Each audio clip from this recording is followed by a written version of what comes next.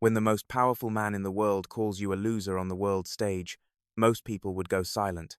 Hunter Hess did the opposite. The 6-year-old freestyle skier and two-time Winter X Games bronze medalist stepped into the spotlight not by choice, but by honesty. During a press conference at the 2026 Milan Cortina Winter Olympics last Friday, Hess answered a journalist's question with the kind of candor that rarely survives the political arena. He said he had mixed feelings about representing the United States, openly stating he was not the biggest fan of the current state of American politics. It was a moment of unfiltered truth that would set off a firestorm far beyond the slopes of Italy. President Donald Trump responded swiftly and without hesitation, taking to social media to label Hess a real loser, a blunt, public attack from a sitting American president directed at one of the country's own athletes competing on the international stage.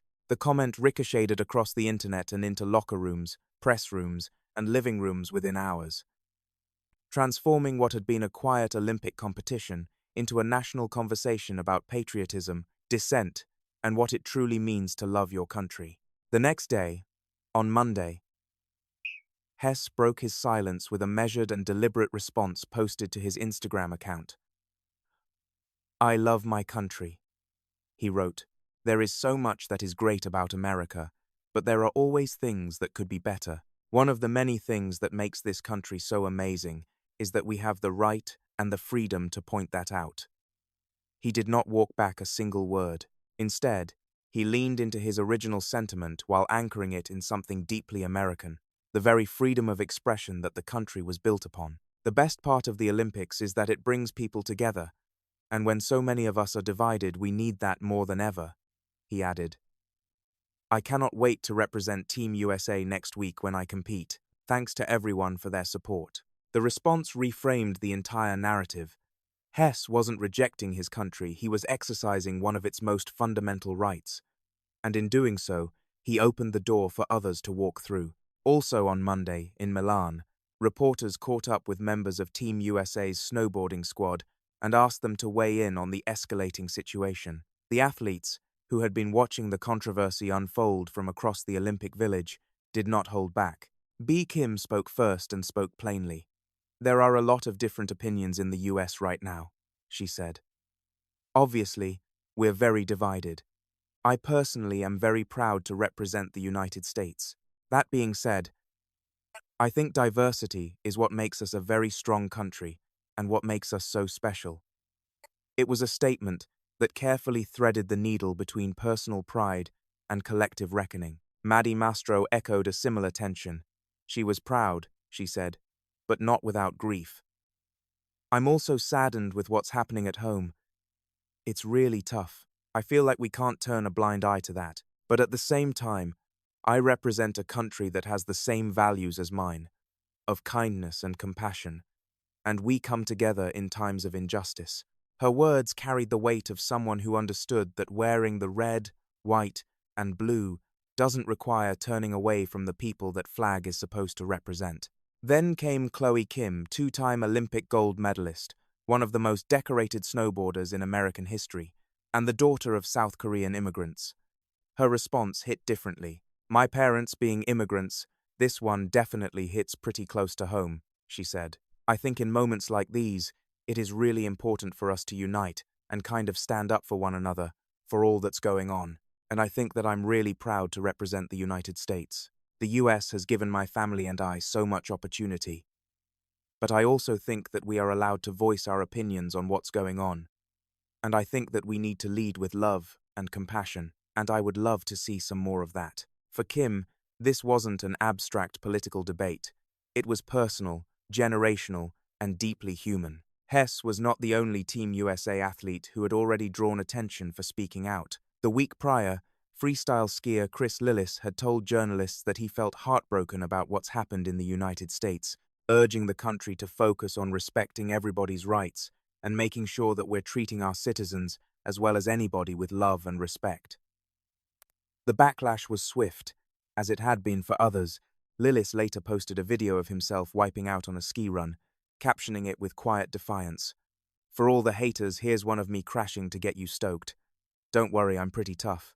Meanwhile, skier Gus Kenworthy, a dual US-UK, national who has previously competed for Team USA and is now representing Great Britain at the 2026 Games, had made arguably the most visceral statement of the entire Olympics. The week before, Kenworthy had posted a photograph to Instagram of a message written in urine in the snow, reading "Ice." The image went viral immediately. By Sunday night, Kenworthy had received death threats. Still, he did not back down. In a video posted to social media late Sunday, he addressed the growing pressure head-on. "I just want to remind everyone that you can love the US and be proud to be an American I am, and still think it can be better, and still think that the country can improve. Just because you love the US doesn't mean you stand with this administration and stand behind their politics and their legislation and support the things that they support. Because I don't, and I do not support ICE, and I think it's absolutely evil and awful and terrifying." Figure skater Amber Glenn, who had recently helped Team USA clinch a team gold medal, had also spoken out earlier in the week and subsequently shared that she was forced to limit her social media activity due to incoming threats targeting her for her comments.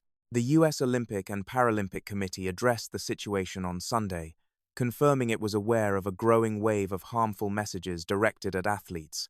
The organization stated it was actively working to report credible threats to law enforcement and to remove harmful content from platforms, a statement that underscored the dangerous temperature the discourse had reached. The International Olympic Committee also weighed in carefully. Spokesperson Mark Adams, speaking to journalists on Monday in Milan, declined to comment on Trump's remarks. "I won't comment on the statement of the President of the United States, nor would I do so for any other head of state," he said. When pressed on whether Hess might require additional security protections following the president's public attack, Adams declined to address the matter publicly, citing a policy of not discussing security arrangements. For scholars who study the intersection of sports and politics, none of this was surprising. J. Simon Rofe, an associate professor in sports diplomacy at the University of Leeds, told CBS News that athletes have always been political figures, whether they chose to be or not. "Athletes since the ancient games have been political and politicized," he noted, pointing to one of the most iconic moments in Olympic history when American track athletes Tommy Smith and John Carlos raised their fists in a Black Power salute on the medal podium at the 1968 Mexico City Olympics. That gesture cost both men their careers and earned them decades of condemnation before history vindicated them.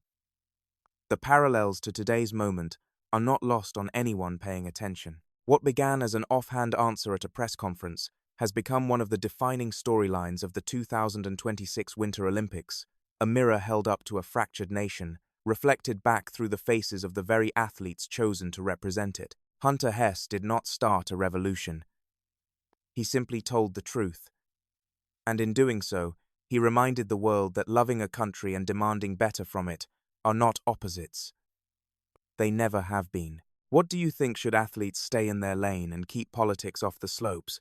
Or is speaking out exactly what they should be doing when they have the world's attention? Drop your thoughts in the comments below. Hit that like button if this story resonated with you. And subscribe so you never miss the moments that matter. The conversation doesn't stop here, it starts with you.